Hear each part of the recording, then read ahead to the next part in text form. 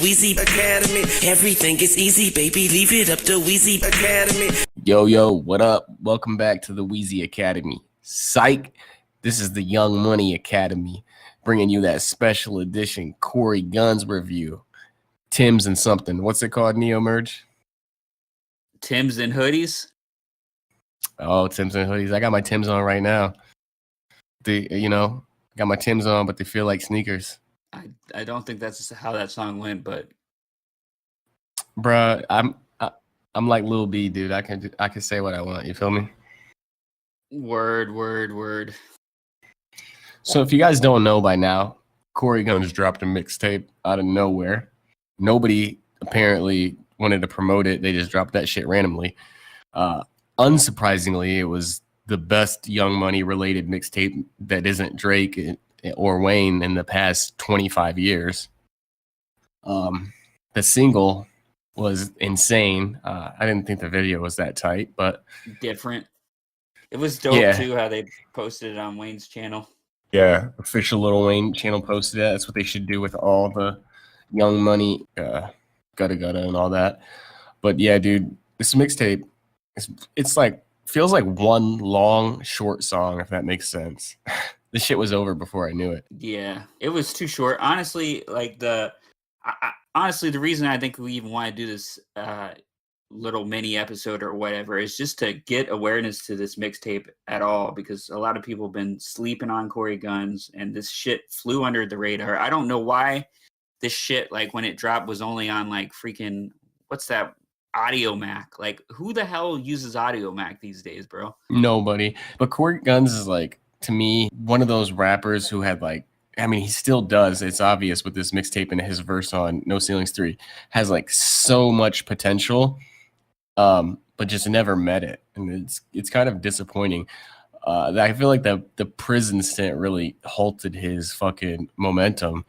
For those of you that don't know, if you're listening to this podcast and you don't know, I'm slightly confused, but he was on the original version of A Milli.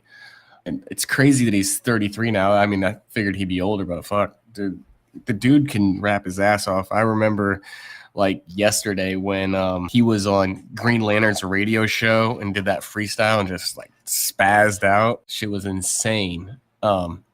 He's an infinitely better rapper than his father.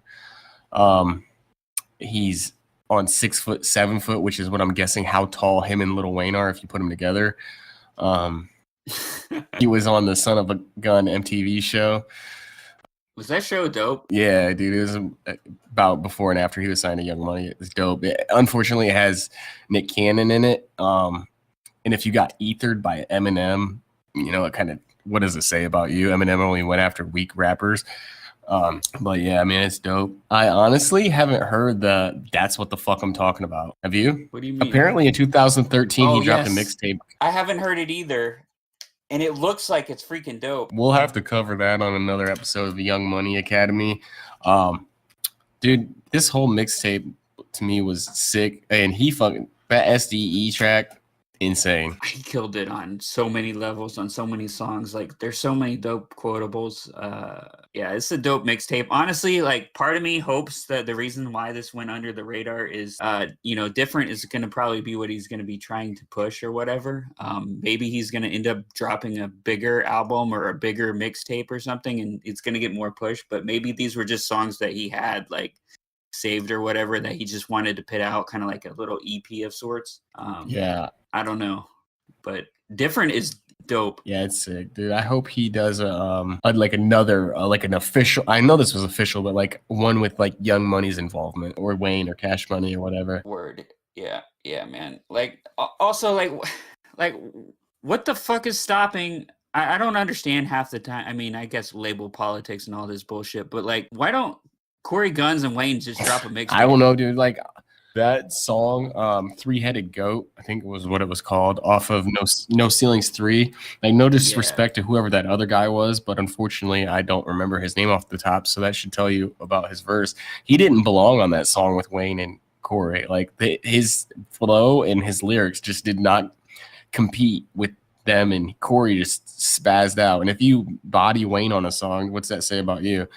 But yeah, dude, if they did a mixtape together, it would elevate his status so much. Or if Cory Gunz dropped a mixtape like So Far Gone and Wayne's on like 6 fucking songs, like I don't know, dude.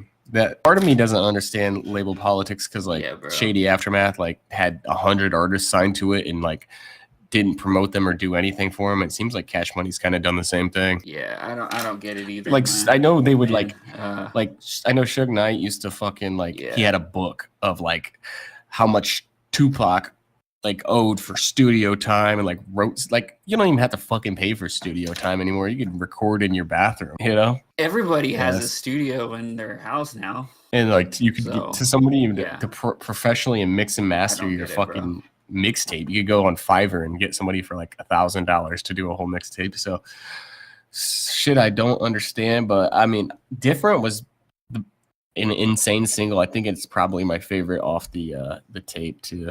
But the whole tape's dope, but it's like 11 minutes long. Yeah, I like that part in Different where he's like pocket full of money in my chest smoke, just dove into a Deadpool taking death strokes. Realized that Marvel's always been biting DC. That was dope. I fucked with that a lot. Shout out to Zack Snyder.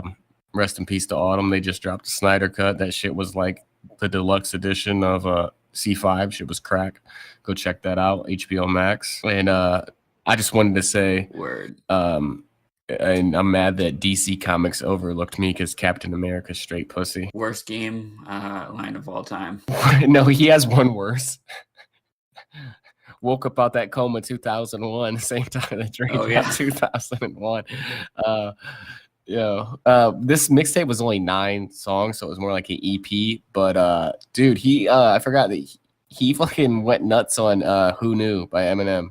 Yeah, I don't think I've ever heard any other rapper rhyme over that. Like maybe he must have got the instrumental from some like YouTube remake or whatever, but like for some odd reason people never go to that song when they're rapping over an Eminem beat. So I thought that was dope that he picked something totally different, you know? Yeah, it's because most people don't even listen to Eminem. They just list him in their top 5 because it's like the respectable thing to do. And I think he actually, you could tell by his rhyme schemes, he actually liked Eminem. So I think he was like a fan. He's like, oh, I want to rap on that beat. He says on the song, homie, you better watch your tongue house. Who turned your daughter from a dollhouse to a cum house, and I ain't got no new car or new crib because I ain't done none of that dick sucking shit you did. Yeah, that was fire, dude. You know, it's weird. You haven't heard anybody rap on this. I don't think I have either. But like, I don't know when it started, but people started listing like the Marshall Mathers LP as like Eminem's best album. Like, and that was like a thing. And so, like, if that was his best, and a lot of people think that, why the fuck aren't there more freestyles over that shit? Word. I mean, there was at the time, I feel like. There was like Why I Am, and The Way I Am. The Way I Am or whatever. And The Real Slim and Stan, obviously. Oh, yeah, a million freestyles over that. I've never known anybody personally to rap over that beat, but a lot of people did. Word. Yeah, that SDE song, too, was dope. I don't. If anybody knows what that beat is from, let me know. It sounds so familiar, but I can't place it. It's a Dipset beat, bro. Yeah, but I don't know what. I think it's actually a little bit different.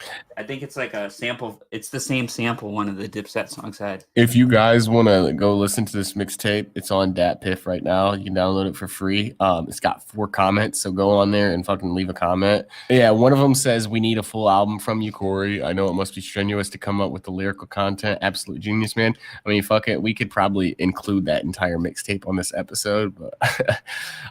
But Cory, if you're listening to this, man, please listen to this. If you need a better mixtape, hit up Needing Art, dude, because that stuff you dropped was not the greatest. I mean, the mixtape was hot, but the cover was not great, bro. And a good part of like music, I feel like a lot of artists miss out on is like if the cover art's eye-catching, people will listen to it. But I don't think they cared about it too much, bro, dude, because it received no promotion. I mean, he dropped this. That's why I'm thinking it's just like, you know, some throwaway tracks, honestly. But like, he dropped this shit on Audio Mac. So, you know, back in the day when Audio Mac was big, I'm thinking that's when Miami Chaos was at his height. So he should have had Miami Chaos do the cover. He should have, bro. He should have, like, you know, had like Cory Gunz like murdering Soldier Boy on the cover. I'm on DatPiff right now, and it says what's hot now, and it has these mixtapes are being streamed the most in the last 5 minutes. And number 1 is Lil Wayne's Little Louisiana. And sorry for the wait, but why the fuck is Little Louisiana in the top? It's with How Fly and Burn After Rolling. Let's be honest, people just got to our Little Louisiana episode and they're like, shit, let me go back and listen to this shit. Talked about how we've heard a certain song multiple times, and it's going to be a reoccurring theme over here on the Wheezy Academy. But yeah. I just discovered a new Lil Wayne song last night, the remix to Ray J's Gift featuring him in the game, another one of our favorite artists over here at the Wheezy Academy. And let me say, if you haven't heard it, go listen to it. It is one of the wackest Lil Wayne verses of all time. Modern Wayne, which it came out like 12 years ago, and that's still modern to me. And Game's verse was pretty fucking trash too, so that was disappointing. It sounds that Gift remix with Lil Wayne and Game sounds like, this is what it sounds like, right? It sounds like Ray J pulled through their city on his tour bus and said, yo, let me get a verse, like while they're in the middle of talking. And then, Wayne just went on pulled out 8 bars from his head and said, all right, there you go. I don't think that Ray J ever had a tour bus unless he was on Brandy's. But what happened was like they were like friends with him, because it seemed like a lot of people were cool with him, probably because they put out that Kim K tape. But he probably was like, hey guys, can I get a verse on my remix? And they're probably like, yeah, man, have your label contact me. And they never did. And then he's like, I need that verse. And then he hit him up. He's like, I need that verse. And they were just like, okay. And sent. Lil Wayne just went, said whatever. It's fucking trash, 8-bar verse. But did you see that somebody reposted Euro's Don't Expect Nothing full OG album? It's got no features. Yeah, I actually kind of want to check that out. Yeah, supposedly it was that album. It was like, before they added the features to it or whatever. People said that it sounds dope. I'd be interested in checking it out. Maybe we can do an episode on Young Money Academy covering it. There we try to look out for everybody, Young Money, because we're just trying to help out the artists that are good and support Wheezy. Speaking of Young Money, I guess check out I haven't checked it out yet, but check out Gutta Gutta's new mixtape, Nina. He follow up to his mixtape. I don't even remember what his other mixtape was, 7 Slugs or whatever. I don't know. He had a dope song on 7 Slugs going over. It was like a flip on that I Really Mean It beat. It was dope, bro. So he had 7 Slugs, then he had Nina. Was there not an 8? No, bro. Because 7, 8, 9, you dig? Oh, I get it. Yeah, it was like a Wayne bar. Another dope track on here though was Don't Run. Jalil Beats produced this one. Cory Gunz killed it. He touches on his father going to prison and then him going to prison too. So I thought it was dope. Where he says, thinking about all my problems, I roll up another one, got booked the same age as my father. Guess I am my mother's son. Yeah, it was fire. Don't Run's the sick one. You guys got to check this fucking mixtape out. No cap, it was insane for the 9 songs that were like 1 minute and 50 seconds each. But yeah, so make sure you check out Cory Gunz mixtape. He's the best rapper on Young Money aside from Wayne and Drake. We need to hear Cory and Drake on a song. And we'll be back soon with another Wheezy Academy. We're back in full effect like an erect dick. You dig? Check out the tape. It'll be up on the Wheezy Academy channel later. And next week, we'll be back covering, I guess, the Leak 5, and then after that we'll be covering Dedication 3, finally getting into some official shits. You dig? Yes, sir. Young Moolah, baby. Wheezy Academy, everything is easy, baby. Leave it up to Wheezy.